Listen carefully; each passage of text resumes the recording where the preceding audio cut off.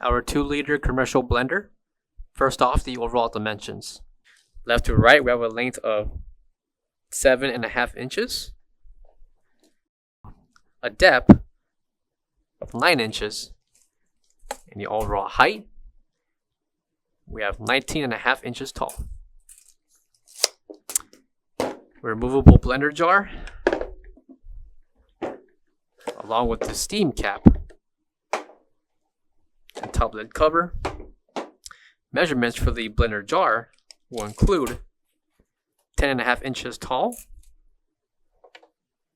5.25 inches in length, also by 5.25 inches in depth. Interior height of the blender jar will be 9.5 inches tall. Coming to the bottom will be the spin blade, and outside the jar will be the numerical indicator that will show the capacity that's being stored inside the jar. Coming to the bottom of the base, we have a measurement of 4.25 inches in length, also about 4.25 inches in depth.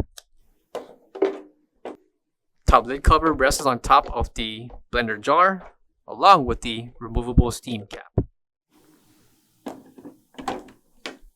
Also included will be an accessory to help mix and push your products evenly within the jar.